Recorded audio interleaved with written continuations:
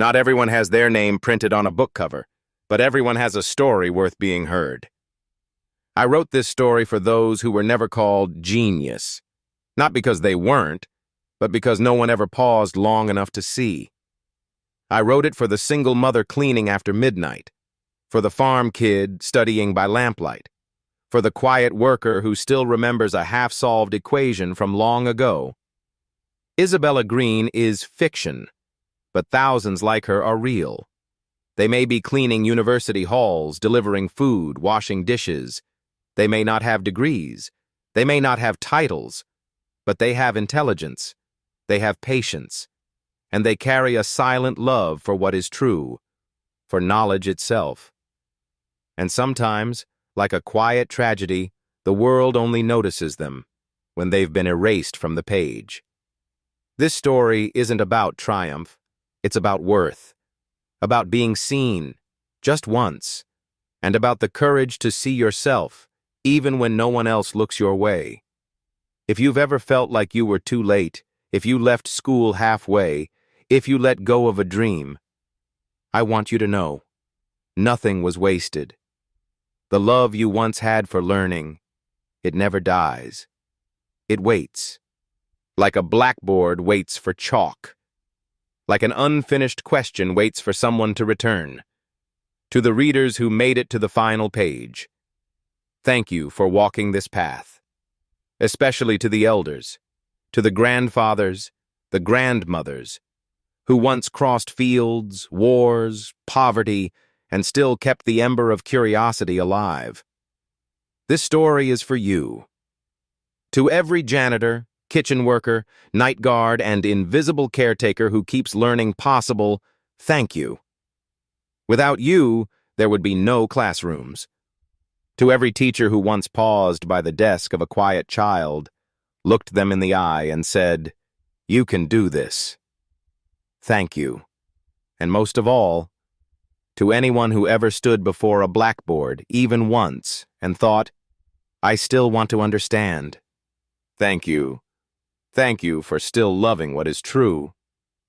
The author. It was in fact the cleanest and most insightful approach to a non-linear system Jack had seen in 10 years of teaching. He brought it to the principal the next day. This boy, Jack said, is not a thief. He is a mind we cannot afford to waste. But the principal shook her head. This is a public school, she said. No paperwork, no enrollment. I am sorry. Sam kept coming, every night, quiet as a breath. Sometimes he wrote on the board, sometimes he just read. Once a student curious about the strange writings on the board installed a sensor on the classroom door. The next morning, the footage showed a boy no older than 15 entering silently solving a calculus problem by hand, then disappearing into the dark. Jack never said a word. But the next evening, Sam found a fresh box of chalk on the desk. No note. No questions. One night, Jack gathered Sam's notes and took them home. He scanned them and sent them to an old friend at MIT, a professor now semi-retired who had spent years studying non-linear systems and had a weakness for unpolished genius. 2 weeks later, a plain yellow envelope arrived at Sam's makeshift mailbox. Inside an invitation. Special Observer Scholarship Department of Applied Mathematics, MIT. No explanation. Just a date and a note in thin handwriting. We would be honored to have you. Nobody knows who sent it. Nobody could explain how an undocumented boy with no parents, no school, and no diploma had caught the eye of one of the greatest institutions in the world. But sometimes all it takes is a quiet chalkboard. And someone who believes in the boy holding the chalk. That night before boarding a night bus bound for Boston, Sam returned to the old classroom one last time. He stood before the blackboard with the last nub of white chalk he wrote, "I will be back when I can to finish this." No signature, just dust. The kind of dust that lingers when a star burns out in silence, and from then on, no one called him the chalk thief. They called him what he was. Sam Voice Ready version. The bus drove through the night. Snow stretched wide like white salt across the fields. Outside the window, street lamps blurred into yellow streaks. Sam sat near the back, clutching his worn backpack tight against his chest. He did not sleep. He could not. Everything was too strange, too large. He feared that if he closed his eyes, it would vanish like one of those dreams you have when you're cold and starving. Boston appeared just before dawn. Not as he imagined, but as a city made of steel and breathless wind. The buildings reached up not with pride, but as if trying to escape the earth. Sam stepped off the bus at 4:15 in the morning. He walked toward the gate of the Great Institute. 3 letters stood carved in brass, MIT. But to Sam, they meant little more than mystery. At the guard window, a tired old man looked up from his coffee. "Who you here to see?" he asked. Sam reached into his coat and pulled out a wrinkled yellow envelope. On the front, written by hand, were the words, "Invitation to Special Observer Program." The guard frowned. "You got any ID, student card, anything?" "No, sir," Sam said quietly. The man picked up the phone and made a short call, then pointed toward a hallway where a small light had just flickered on. Minutes later, an old man in a wool coat stepped outside. His hair was gray and soft like ash. His eyes were sharp, yet kind. "You Sam?" he asked. "Yes, sir," Sam replied. "Name's George Andros. Come with me." He led Sam to a small room at the top of an old dormitory. There was a narrow bed, a wooden desk, and an empty bookshelf. "You can stay here. No one will bother you." Sam nodded. He still had a piece of dry bread in his coat pocket. He didn't eat it. He just held it like an anchor. By day, Sam followed the janitor. Sweeping classrooms, dusting desks, touching chalk only when no one watched. By night, he sat in the 24-hour library. His corner was near the section on analysis. Quiet, forgotten. He read like someone starving. Every page a bowl of warm food. He had no direction, no guide, only a hunger for something he could not name.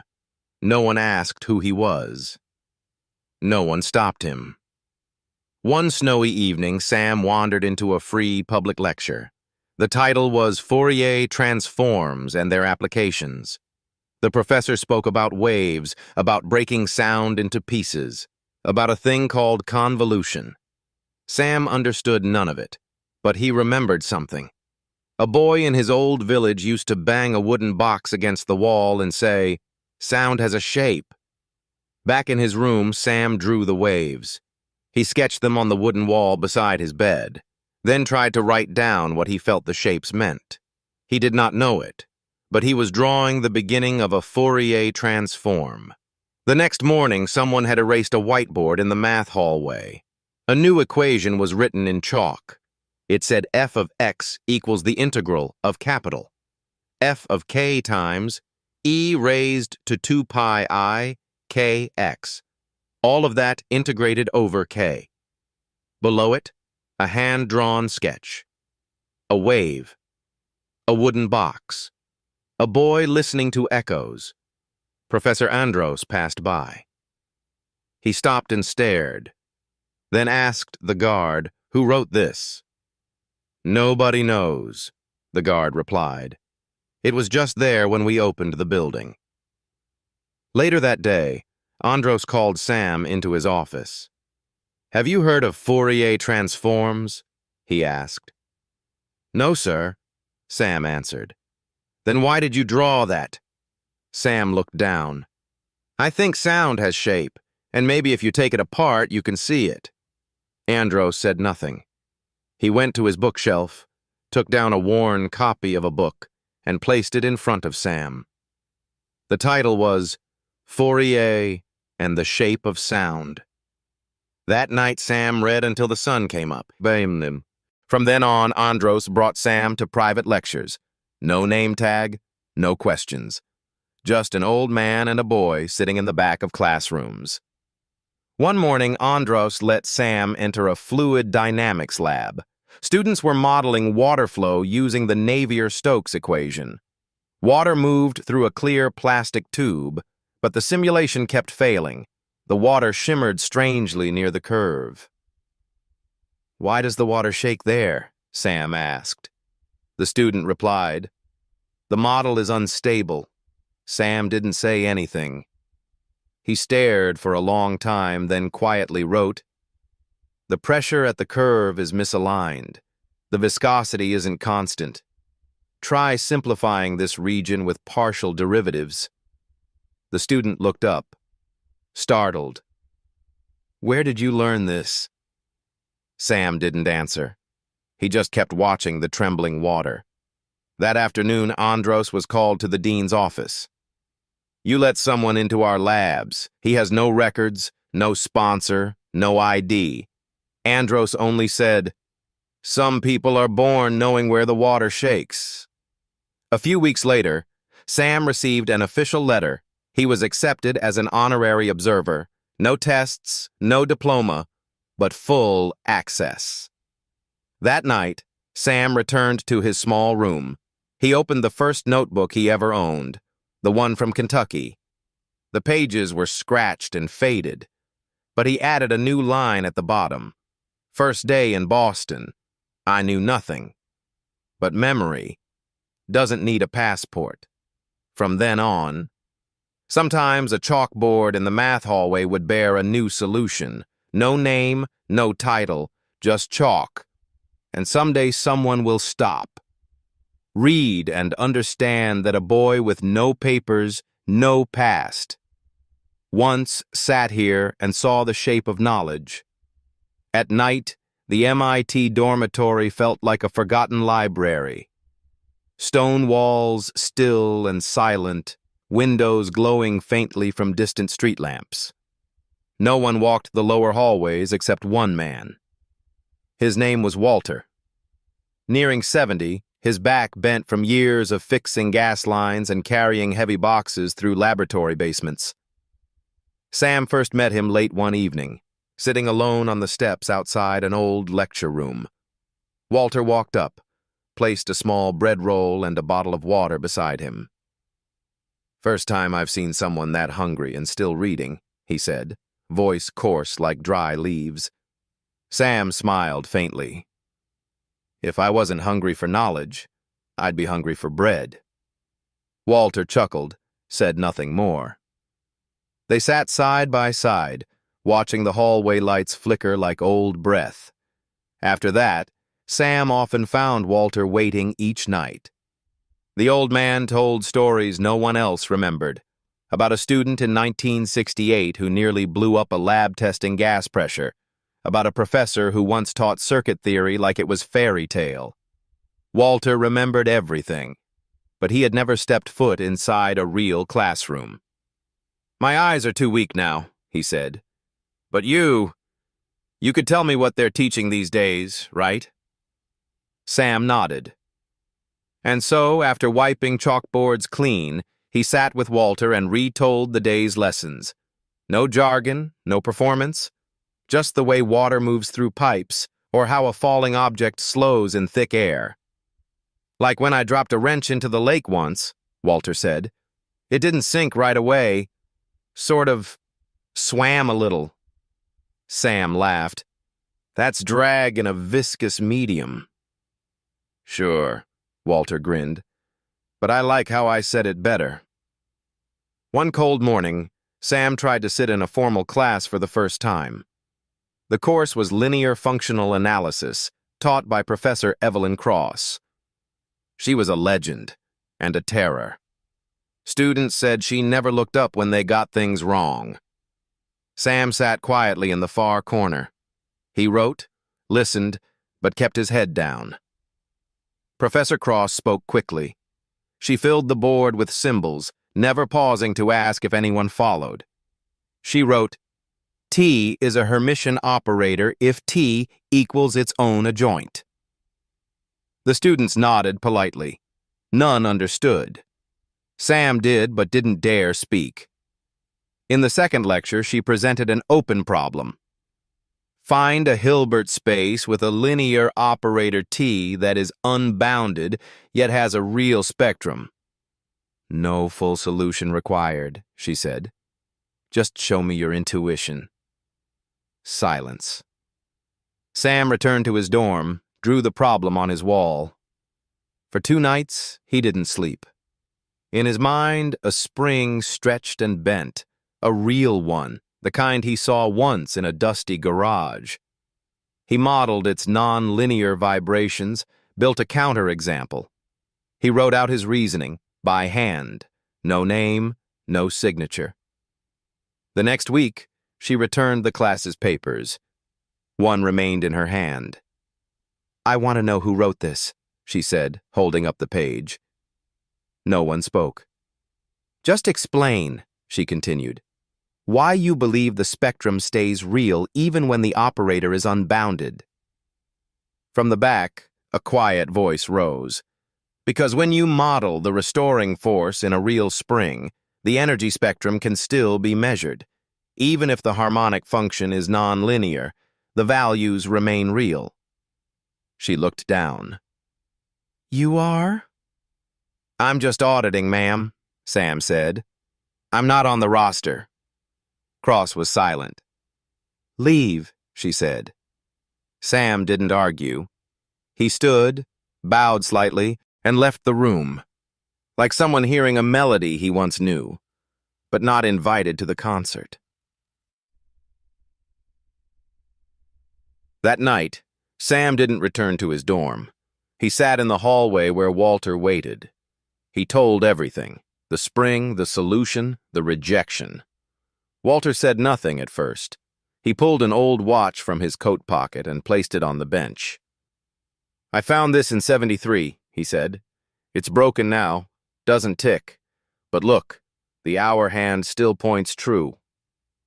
Sam didn't follow. Walter explained, just because something doesn't move right now doesn't mean it's wrong.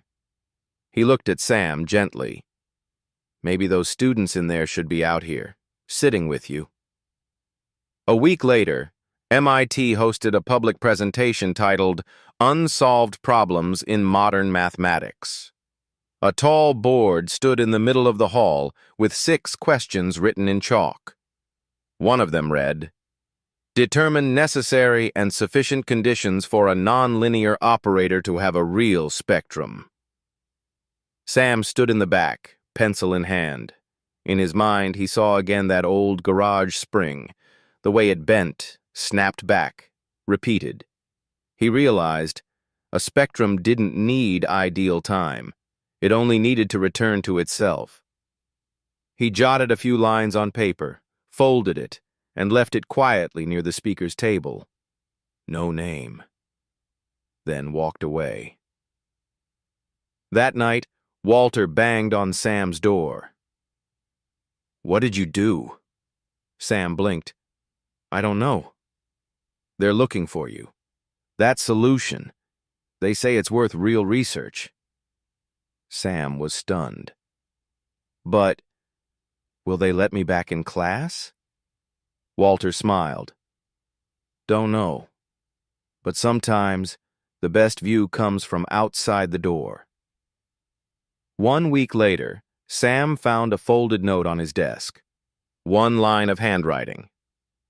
Wednesday, lecture hall 4A, 6 p.m. He arrived on time.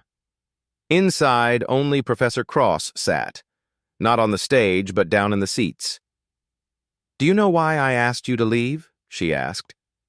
Because I wasn't registered, Sam replied. No, she said. Because you made me remember who I was 30 years ago, and I'd forgotten. She paused. That solution. I once tried it myself, failed. But you solved it not from formula, but from image, from force, from something real. She stood. Would you like to continue auditing my class? Sam didn't answer. He just nodded, slowly, like someone hearing again the music he once thought was lost. That night, back in the hallway, Sam noticed new chalk writing on the wall. Some lectures break, but someone picked up the pieces. He smiled, then took his piece of chalk and wrote beneath it, "You don't need to walk through a door to learn, but sometimes being invited in, that's the miracle." By midwinter, Boston turned from cold to cruel. The wind scraped at windows like sandpaper, and the Charles River stiffened into a long silver scar across the city. Sam had grown used to the cold, but that January, something changed inside him. The dreams came back. He saw his mother again, sitting in the front seat of the coffee van, breathing shallowly, wrapped in two coats, her fingers trembling as she wrote the last of the invoices. Her voice, when it came, was always soft, always the same. "Promise me one thing, Sam. Whatever you learn, give it back." Sam would wake up gasping. He had no photographs of her, only the echo of that voice. At the lab, Professor Andros had arranged for Sam to join an informal experimental team. They were studying something called mechanotransduction, how cells respond to physical forces. Sam didn't fully grasp the biology, but the math behind the system dynamics fascinated him. The lab itself was warm, filled with soft beeping and the low hum of centrifuges. The researchers welcomed him in quiet ways, leaving him space on the whiteboard, handing him data sets to analyze. One afternoon, the team faced a challenge. They were modeling the force exerted on cardiac tissue by pulsating blood flow, trying to predict when cells might fail under pressure. The equations were unstable. Numerical simulations exploded after 2 iterations. Variables spiraled. "We can't balance the tensor fields with this flow model," one researcher said. Sam stepped forward. "What if the model's wrong?" he asked.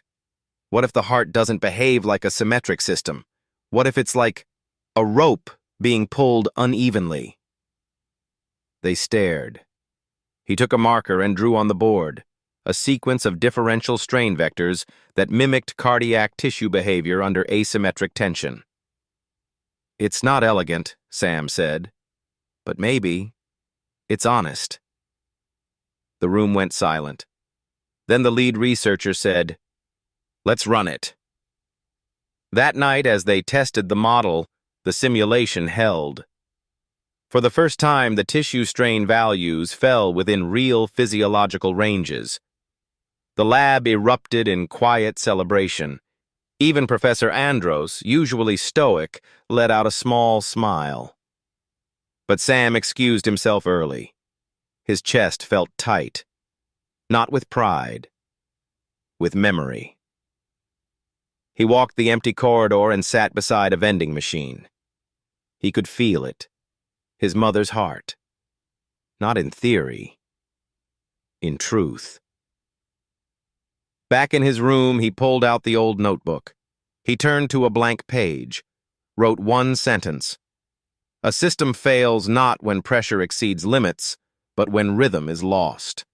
He closed the book, held it to his chest, and stayed awake till morning. Days later, tragedy struck the lab. Eli, a third-year doctoral student and the one who had first handed Sam a lab coat, collapsed during a late-night experiment. No pulse, no warning. He had a heart defect, they said. Undiagnosed. Sam stood outside the emergency room, his fingers curled tightly around the edge of the payphone booth. He hadn't known Eli well, but the loss hit him deeper than expected. Professor Andros came and stood beside him. "In every lab," he said quietly, "there's a point when the science stops and something else begins." "What is that?" Sam asked. "Grief," said Andros, and gratitude. In the following weeks, the lab dimmed. Conversations grew shorter. Laughter faded. Eli's desk remained untouched. Sam asked to continue running simulations. Professor Andros nodded, but what Sam was really running was something else. Every night he tried a new equation, a new pulse curve. He was no longer studying the heart. He was chasing its memory. Then came the presentation. The department held a symposium in Eli's honor. Students and faculty were invited to share ongoing work. Sam prepared a single board, no formulas, just a sequence of graphs. Each showed a heartbeat, not from a machine but from his notebook. He had drawn it by hand. The rise, the collapse, the pause, and then one line, soft, tentative, rising again. The title was Recovery as a System Response. He presented it without standing at the podium, just wheeled the board into the hall and left it. Hours later, as professors walked by, one of them paused. "Who made this?" she asked. No one knew. Andros, hearing the question, smiled gently. "Someone who listens to silence." The next morning, Sam found a note pinned to the inside of his dorm door. 4 words. "You are not invisible." No name. Just handwriting that looked older than the page. That night, Sam visited Walter. He found him sitting by the back stairs, a blanket over his lap, staring at the snow. "They say the heart is just a pump," Walter muttered. "But I think it remembers things." "It does," Sam said softly. "It's the only machine we carry inside us that breaks, and keeps trying anyway." Walter looked up. "That a quote from a textbook?" Sam shook his head. "Just something I learned after someone didn't wake up." They sat in silence. The snow kept falling. Later, Sam returned to the lab. Empty, dark. Only the backup light on. He wrote one more sentence on the whiteboard. "The equations don't mourn, but the hands that write them do." Then he erased it. Not because it wasn't true, but because some truths belong only to the night. Sam saw her for the first time behind the library, in a quiet courtyard where few ever went, save the sparrows and students desperate for silence. Anna was shaping clay. Her hands were small, the skin dry and folded like pressed petals. Each motion was slow, precise, and held a kind of care that Sam had rarely seen in anyone his age. In front of her was a slab of soft clay, curved in loops and swells like a breeze carved into stone. She wasn't looking around. She didn't take notes. She didn't wear headphones like everyone else. She was creating geometry by touch. Sam didn't mean to approach, but when she lifted the clay mold, what appeared wasn't a house or a staircase, but a curved surface he recognized faintly from a chapter in differential geometry. He whispered, more to himself than to her, "Riemann space." She turned. Her eyes were wide, dark, steady, but not afraid. She pointed to her mouth, then shook her head gently, then placed her hand on her chest. "Anna." Sam touched his own chest. "Sam." They didn't talk after that. They exchanged. Anna brought more clay to the courtyard. Sam brought a small whiteboard. She would sculpt. Warped spheres, twisted bands, broken loops. And he would draw the mathematical equivalents, geodesics, singularities, incomplete manifolds. She would nod, or shake her head. One day he tried writing down Gauss's formula for curvature. Curvature K equals the determinant of the second fundamental form divided by the determinant of the first fundamental form. Anna stared at it, then gently pressed a dent into the center of her model. She pointed to the dent, then looked at Sam as if to ask, "This?" Sam nodded. She smiled. The first smile he had seen from her. Sam began to realize something. For Anna, the world did not arrive through sound. It arrived through pressure, curve, tension, the small tremors in the pads of her fingers. While the rest of campus typed and clicked and computed, Anna was listening to mathematics with her skin. Once, Sam showed her a sketch of a four-dimensional manifold, something almost no one could visualize. Anna studied it, quietly, then took her clay and shaped a loop that twisted across 3 axes. At the end, she slipped a thin wire inside, so the curve passed through itself in a way that wasn't possible in normal space. Sam held his breath. "That's a compact manifold, with varying curvature depending on tangents." Anna didn't need to hear him. She had already known. That week, MIT's architecture department held a small exhibition, Imagined Spaces and the Future of Urban Form. Anna didn't register. She hated crowds. But Sam quietly submitted one of her sculptures under the title, Living Riemann Surface. The piece was imperfect. The curves weren't even. The clay had fingerprints. But the structure held rhythm.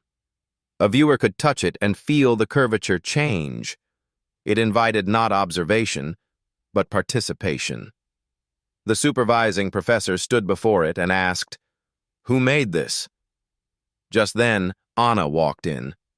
She saw her sculpture on display and stopped, startled. She looked at Sam, her eyes wide, a little angry.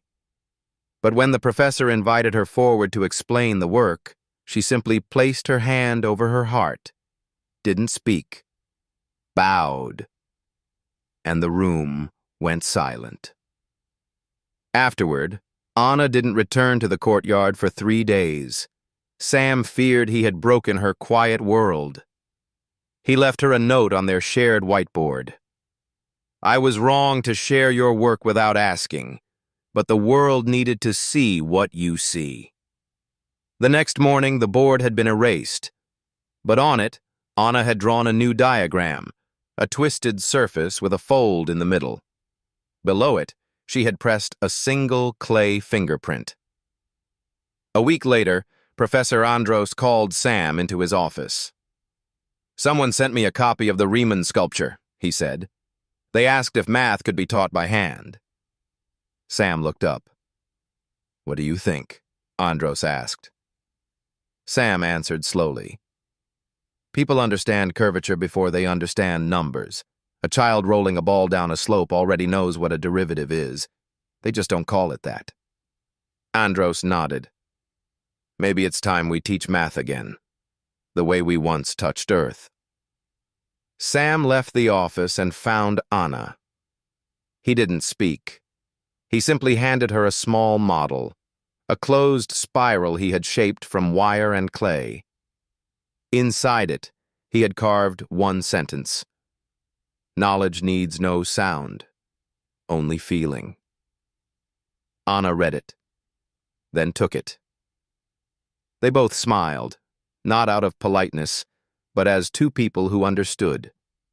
In that moment, there were no lectures, no grades, no applause, just a boy who once stole chalk, and a girl who never spoke. And both of them were shaping the world they knew, by hand. The message came on a gray Monday morning. A paper envelope slipped under Sam's dorm door, something he rarely checked. No return name, just 2 lines in careful handwriting. "Your father has passed. No one claimed the body. He left behind a notebook, if you want it." Below was the address of a small county morgue just outside Louisville. Sam stood still in front of the old mathematics building, the letter in his hand. The hallway around him empty, cold wind brushing through the window cracks. He didn't shake, just felt the cold. No one at MIT knew. Sam didn't tell anyone. He simply asked for a day off, one day to return to a place he had sworn never to revisit. The bus ride back to Kentucky took nearly 10 hours. Through snow-laced hills, past forgotten gas stations and brittle cornfields, Sam carried nothing but a worn coat, a blank notebook, and the address in his pocket. Along the way, two questions played over and over in his mind. Why did he leave a notebook? Why am I still going? The morgue was quiet. Gray walls, flickering light. A woman at the front desk looked up, eyes tired, red-rimmed from night shift fatigue. "He had no ID," she said softly. "No real name, just this wallet and this." She handed Sam an old leather notebook. The pages were yellowed, edges curled. It was tied with a thin string. He untied it. The first page read, "To Sam. If you're reading this, I'm already dead. And this is the first and only time I've ever been honest." The pages that followed were fragmented.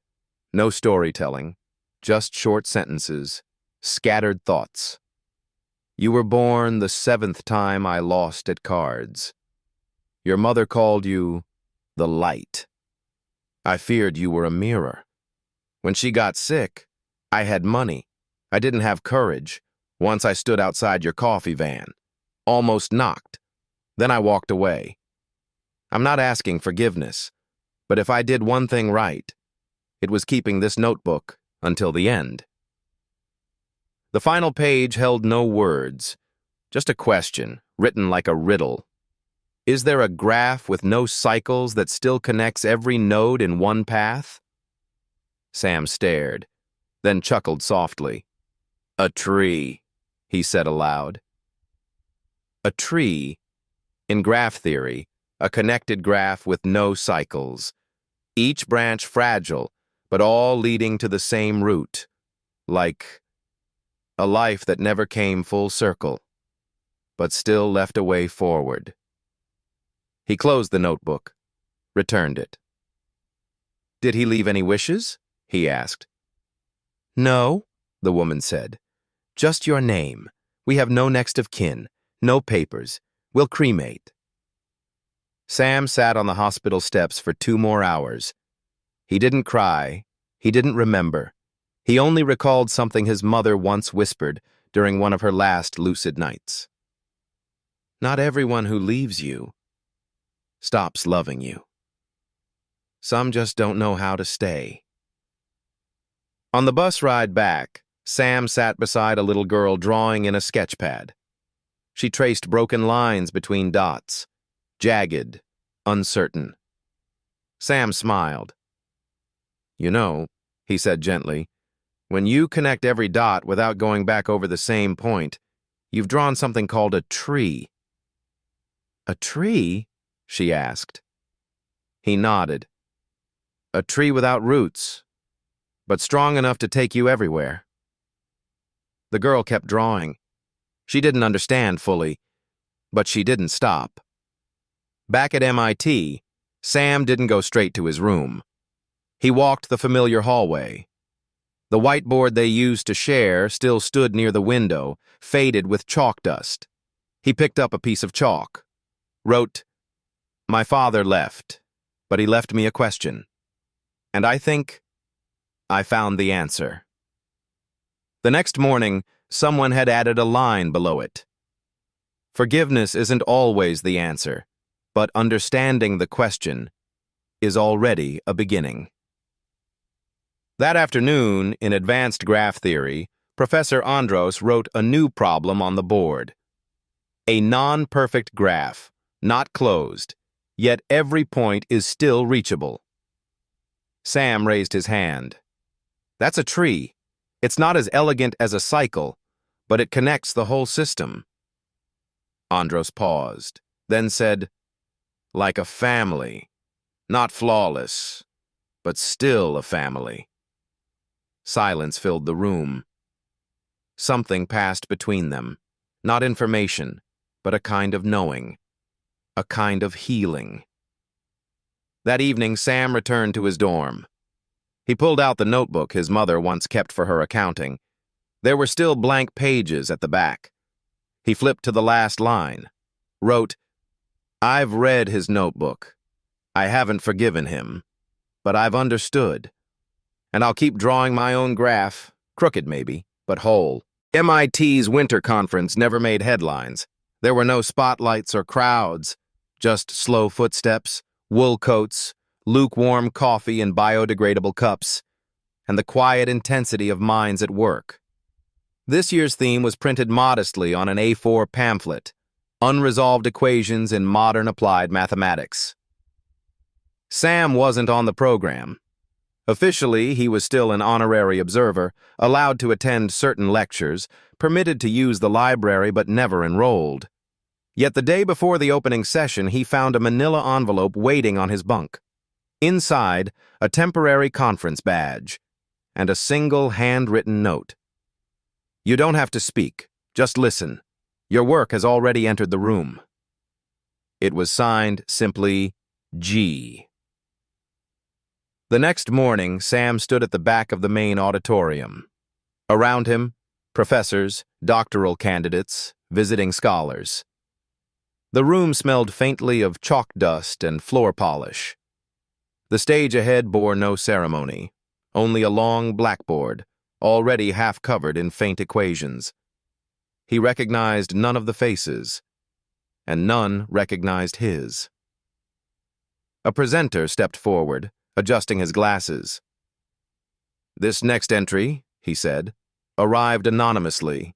There was no institutional header, no author, no accompanying footnotes, just a framework for a problem many of us have abandoned." He cleared his throat. "The stability of nonlinear feedback loops in coupled biological systems." The audience murmured. The problem was notorious, a kind of academic ghost story. Modeling feedback when matrices change mid-iteration had stumped researchers for years. Most solutions oversimplified the real dynamics. Others collapsed into computational noise. Then the board lit up. Sam's handwriting appeared on the projector, slanted, narrow, unpolished. A framework of equations written on torn paper, photographed and scanned. Sam's stomach turned. He had written those lines 3 months ago, not for publication, but for Eli. For Eli, the grad student who had died mid-simulation, whose last experiment still sat unfinished on a lab shelf. Sam had stayed up for nights after the funeral, thinking not of loss but of continuation. What if the data hadn't failed? What if it simply needed listening? He'd built the model slowly, thoughtfully, left it in the lab one night, and never spoke of it again. Until now. The room had fallen quiet. Line by line, the solution was read aloud.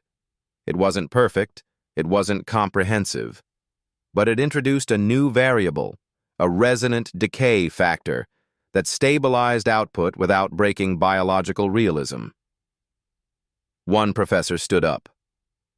"This term here, where did it come from?" Another leaned forward. "It mirrors damped oscillation in fluid mechanics, but applied to protein folding?" The presenter nodded. "Exactly. It borrows from unrelated fields, but it works." "Who wrote this?" someone asked. "We don't know." Sam stood at the very back row. He said nothing. He didn't move. Professor Andros, seated near the center, turned ever so slightly and smiled, not with pride, but with recognition. After the session, the crowd spilled into the corridor. Sam stayed behind, staring at the last line on the blackboard. Stability isn't silence. It's controlled conversation between chaos and rhythm. He had written that late one night, alone.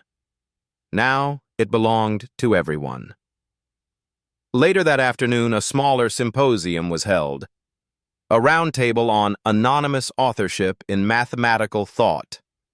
A young philosophy lecturer posed a question. Does anonymity free the idea or rob the thinker? Someone answered, both. It removes ego, but also legacy. Another said, sometimes ideas land cleaner when no name gets in the way. Andros finally said, sometimes truth shows up when nobody is trying to be seen.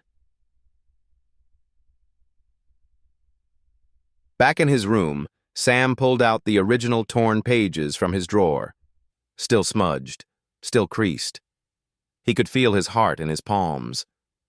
He didn't regret remaining unnamed. But he felt something strange. Not pride. Not fear. Just a soft ache. Like someone had touched something sacred without meaning to. The next day, MIT's internal newsletter ran a small article. Anonymous contribution sheds light on stability in complex systems.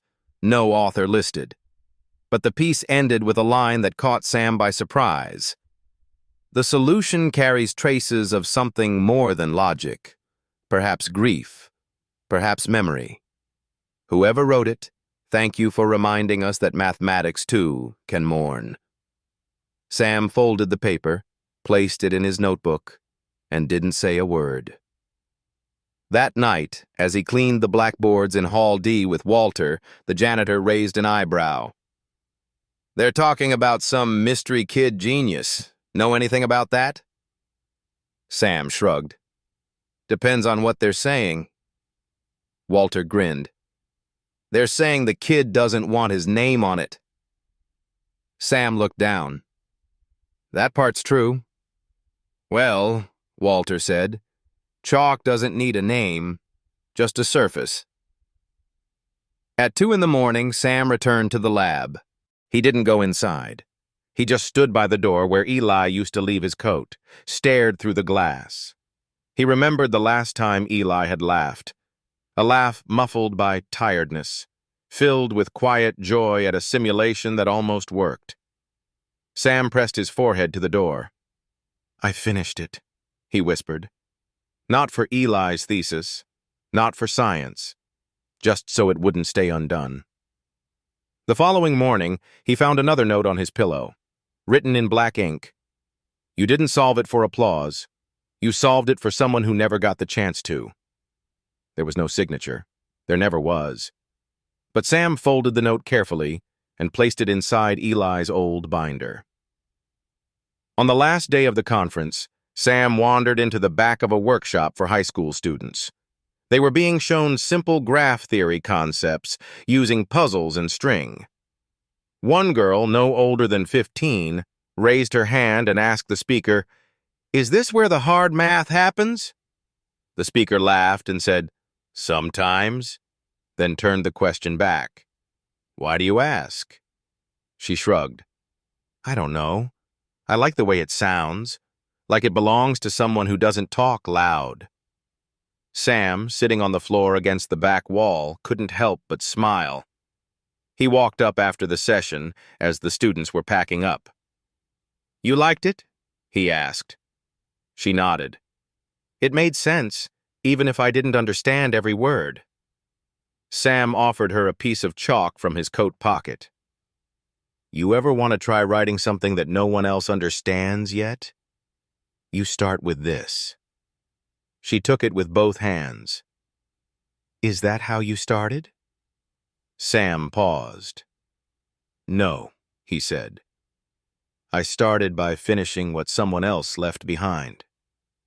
That night, back in the quiet lecture hall, Sam stood alone before the blackboard. He picked up a fresh piece of chalk, wrote, "There is no applause in silence, but there is presence." Then erased it before the morning came. Because sometimes what heals us most is letting go before anyone else even arrives. Fame did not arrive with applause. It came with an email, a clean subject line, no greeting, no congratulations. Verification request. Authorship of solution presented at MIT conference. Sam read it twice, unmoving. The body of the message listed a set of equations, scanned pages from the chalkboard at the winter conference. A paragraph followed, pointing out the distinctive slant of the handwriting. It matched samples from whiteboards Sam had once used late at night in room 4B. The final line was concise. We believe the author is Sam H., full name unknown. Please confirm within 48 hours. Sam sat back. Not out of surprise, but something quieter. A kind of still grief.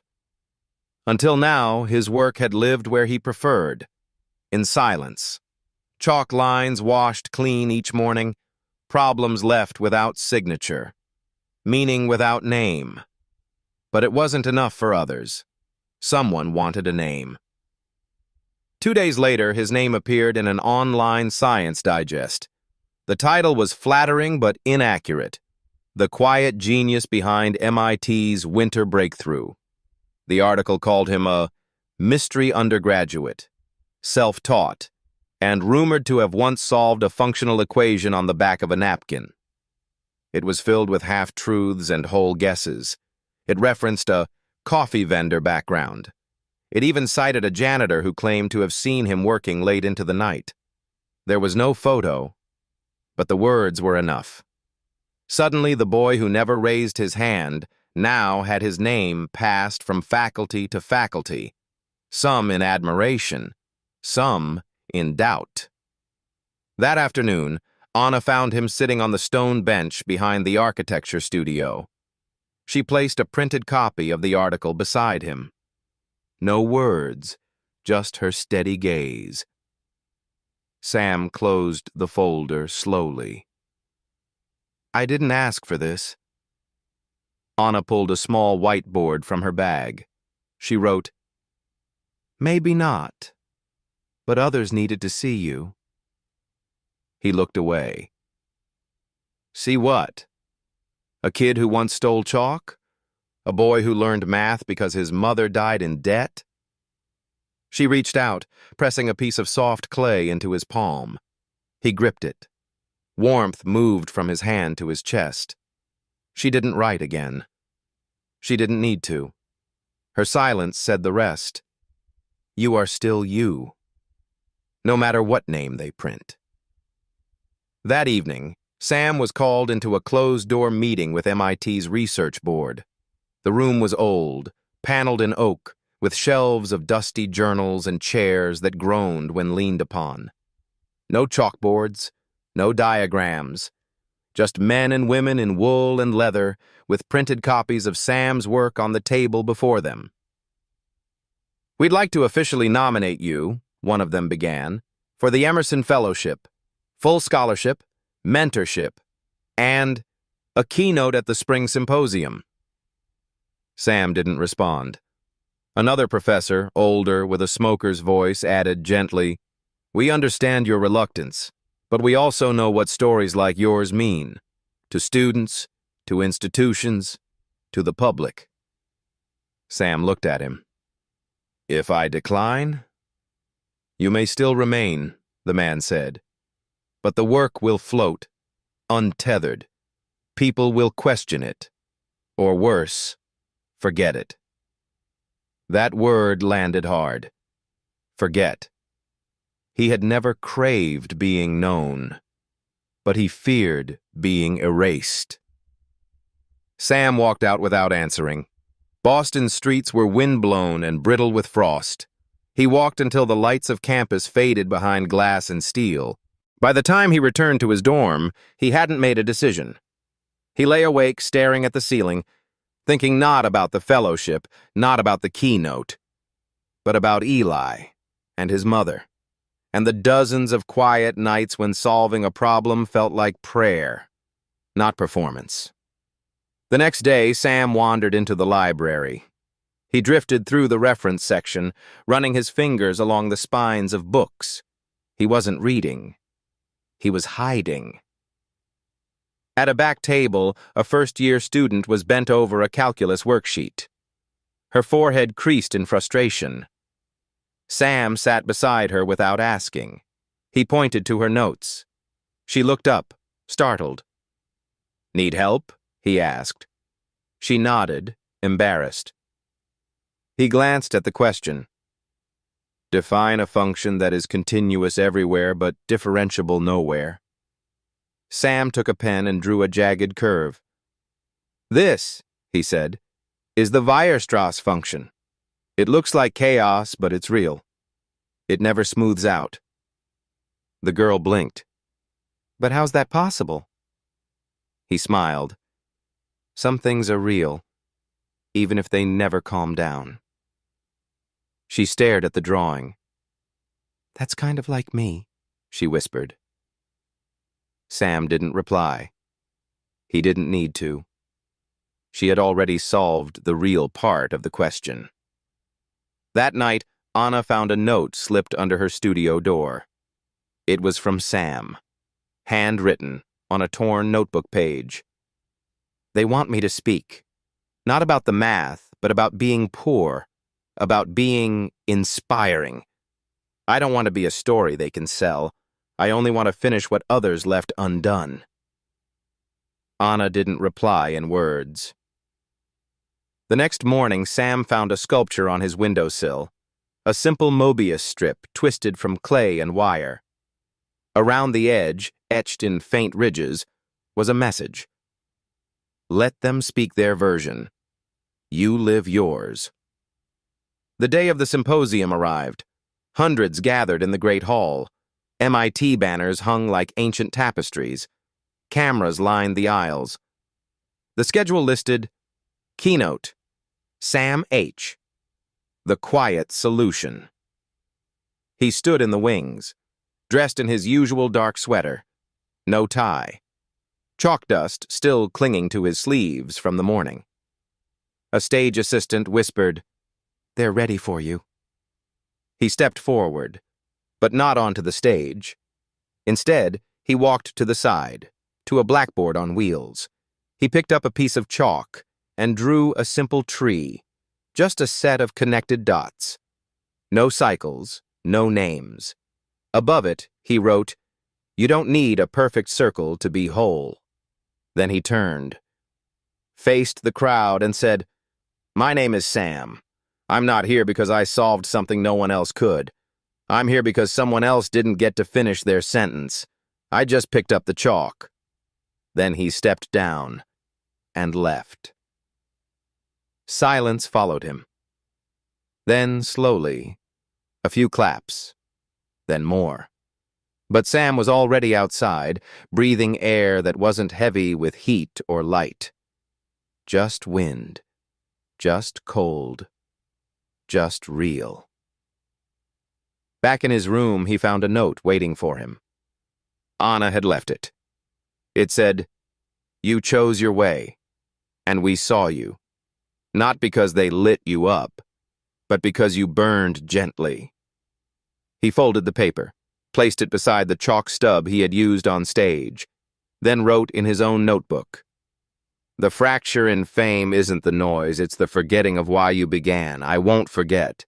That spring, while MIT emptied for vacation, Sam quietly left its gates, not with a diploma, not with fanfare, but with a feeling. A pull. Not forward, but backward. Or perhaps downward. Like gravity. Like the slow arc of a falling leaf returning to soil. Anna went with him. He hadn't asked her to. She just nodded when he packed his notebook and a stub of chalk into his coat pocket. She added her own tools, a satchel of clay, 2 sketchbooks, and a Mobius strip wired into the zipper of her bag. They boarded a bus heading southwest. No announcement, no mission. Just a sense that something unfinished was waiting where Sam had once grown up, in the dry hills of rural Kentucky, where math had first arrived as a whisper through a cracked window. The bus dropped them in a town that barely had a name, 1 grocery store, a rusting post office, a library that only opened on Mondays and some Thursdays. This was where Sam had lived as a child, back when his mother sold coffee from a cooler in the back of a van, and he taught himself fractions using inventory. The local elementary school had closed years ago. The roof collapsed in a flood, and funding never returned. Worse, the bridge that once connected two neighborhoods had fallen into disrepair. Without it, kids walked 5 kilometers around the valley to reach the nearest school. "Why hasn't anyone rebuilt it?" Anna wrote on a wooden chalkboard inside the dusty cafe. "No one has a blueprint," Sam said. They looked at each other. Neither smiled, but both understood. A bridge doesn't need a blueprint. It needs hands. Sam went to see Roy, the handyman who used to fix their roof during storms, the same man who once repaired Sam's mother's coffee cart with duct tape and faith. "I want to borrow the back of your barn," Sam said. Roy looked him over. "For what?" Sam hesitated. "To teach some kids math," he said, "and maybe to rebuild the bridge." Roy laughed. "Math and bridges, what do they have in common?" Sam stared out at the old dirt road. "They both have to stand on things you can't see." Roy didn't laugh that time. He nodded. 2 days later, the barn became a classroom. Anna laid out sheets of clay on old tables. Sam chalked coordinate axes onto plywood boards. Children arrived barefoot, with peanut butter sandwiches, dusty notebooks, and wide, uncertain eyes. Some had never heard the word parabola. Some couldn't spell geometry. None had ever been asked what they thought. The first lesson wasn't about formulas. It was about tension. Sam handed each child a bamboo stick and a piece of string. "Today's problem," he said. "Connect 2 points without drawing a straight line." A boy frowned. "Just pull the string tight?" Sam nodded. "That works, on paper. But what if your 2 points are on a curve?" He stepped aside. Anna placed a clay sphere on the table, 2 tiny dots marked A and B on opposite sides. She laid the string across the surface, gently, slowly, not straight, not forced. It curved with the surface. That line, graceful and bowed, emerged like magic. "That's a geodesic," Sam said. "The shortest path between 2 points on a curved surface." A girl whispered, "Like a shortcut, if you're not allowed to fly." Sam smiled. "Exactly. Math isn't just in books. It's in the way you move." In the weeks that followed, the barn filled with quiet wonder. One day they drew ellipses with pins and string, then talked about planetary orbits. Another day, Sam gave them the famous Königsberg Bridge problem. Can you cross all bridges once without repeating any? The kids tried. They failed. Until one boy stood up and said, "What if we just take one bridge away?" The others gasped. Sam stood still. "Sometimes," he said softly, "you only find the path forward by letting go of something." That day, a quiet girl approached him. "My mom died last year," she said. "I kept trying to go back, but I think I need to walk through, not back." No one spoke, because that wasn't a math lesson. That was life.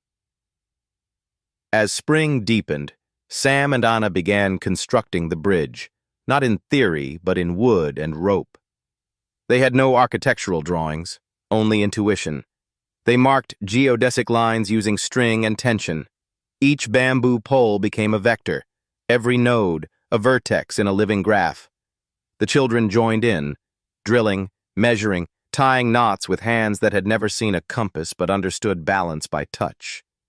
It wasn't a structure, it was a proof with no letters, but one that held weight and carried others across.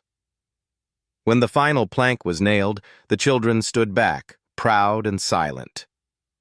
Sam hammered a small plaque onto the first pillar of the bridge.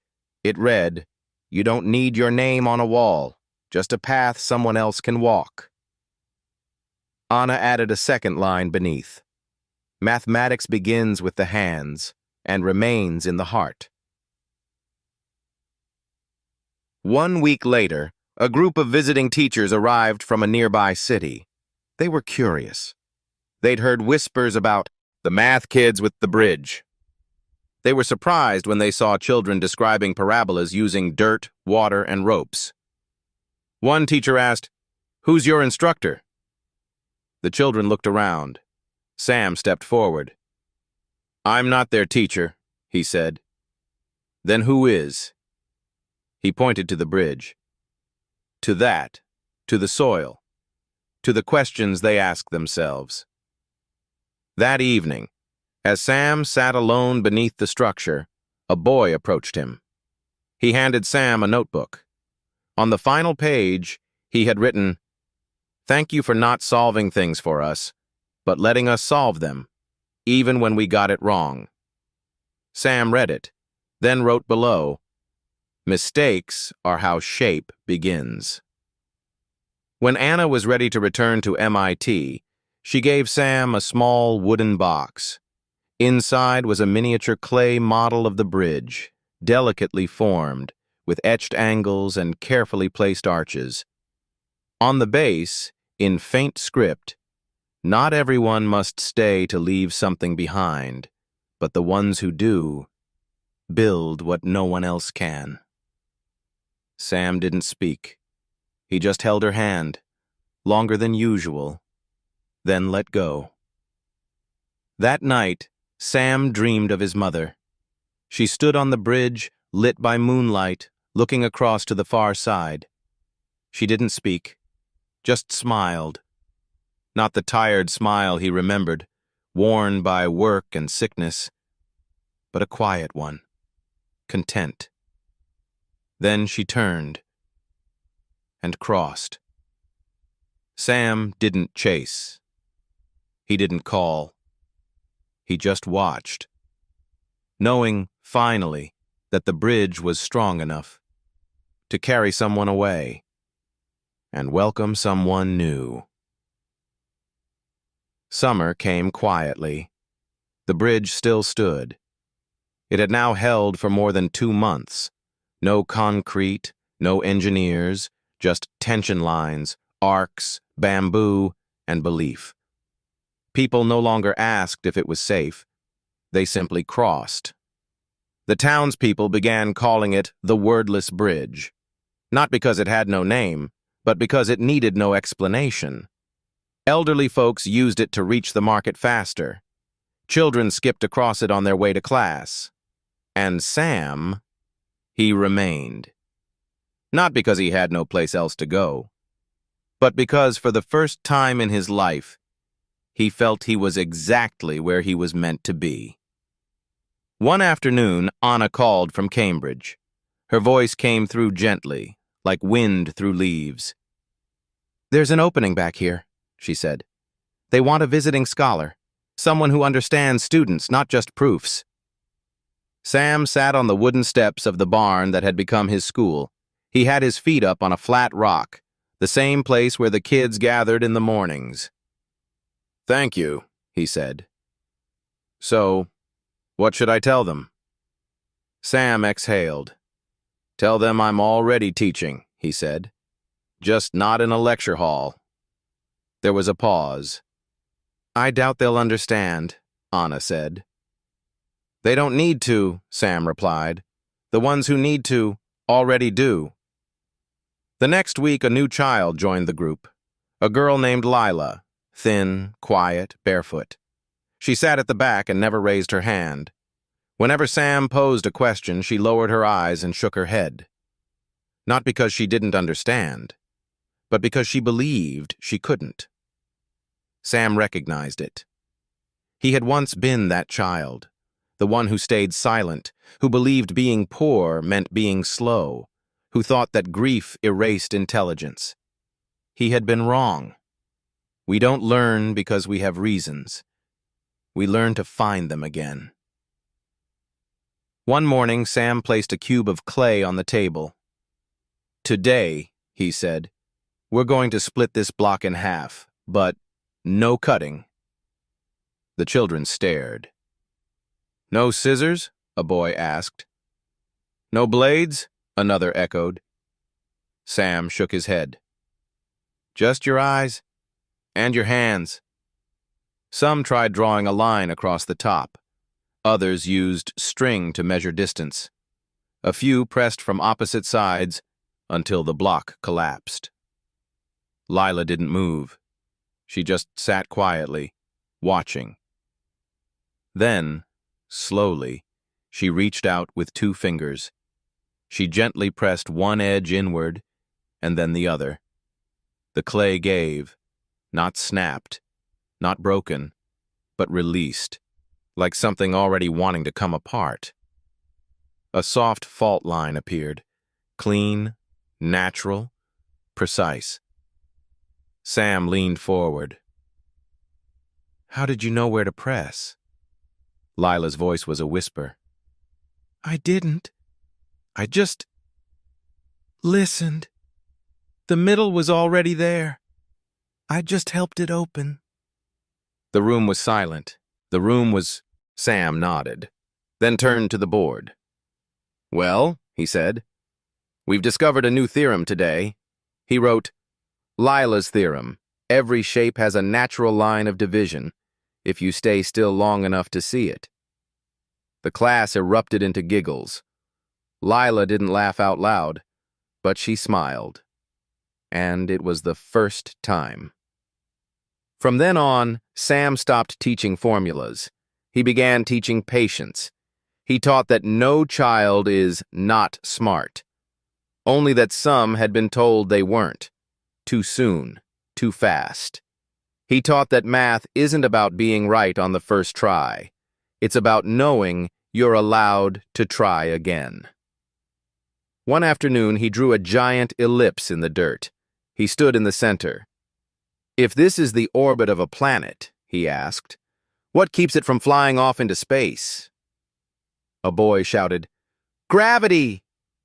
Another girl chimed in, "Inertia." Sam nodded. "Correct," he said. "But there's something else, too." He paused. "Belief." The class blinked. Sam smiled. "It's not in the textbooks, but if a planet stops believing it's being pulled, maybe it drifts." A boy laughed. "Like me. If I don't believe the problem has a solution, I give up halfway." The others nodded. A new kind of physics. Of the heart. By the end of summer, the barn wasn't a classroom anymore. It was a way station of wonder. Kids came not for grades, but because they didn't want to leave without understanding. Parents stopped Sam in the market. "My son won't stop asking why," one father said. "Everything is why. Sam grinned. "Then he's begun to learn."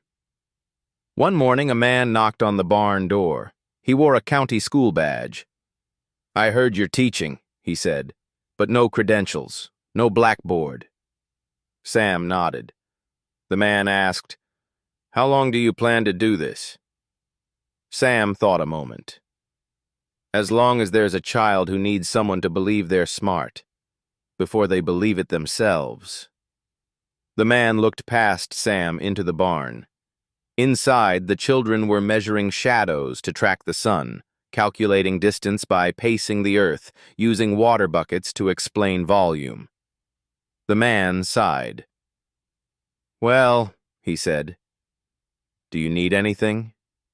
Sam smiled. "Just don't make them take tests. Let them stay curious." The man chuckled. "If any of them do take tests, my bet is they'll score higher than we do." That evening, Sam sat beside the bridge.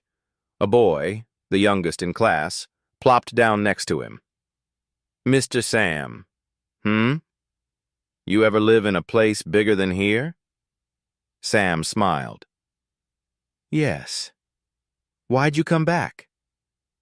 Sam didn't answer right away. He reached into his pocket, pulled out a broken piece of chalk, worn to its last breath, and placed it in the boy's hand. Because anywhere a child can still hold chalk is a place that needs someone to stay. The boy didn't fully understand, but he kept the chalk. Weeks later, Anna sent Sam a letter. Not an email. A letter. Just one sentence. If you were a theorem, you'd need no proof, because your classroom already proves you. Sam folded the note, tucked it beside the clay bridge model on his desk. He didn't write back. Some truths don't need replies. They just need someone to stay. Not everyone needs a stage to become a teacher. Some teach by listening, by handing over a broken piece of chalk, by building a bridge without needing their name engraved on it. This story is for them, and maybe for you. For anyone who once believed they weren't enough. Sometimes, all it takes is one person who stays, so a child can dare to step into the light. Thank you to the hands that work the soil, to the mothers, the fathers, the unnamed teachers, who kept the flame of learning alive quietly. And thank you for reading this to the end, with a heart that still believes knowledge is not just for knowing, but for healing.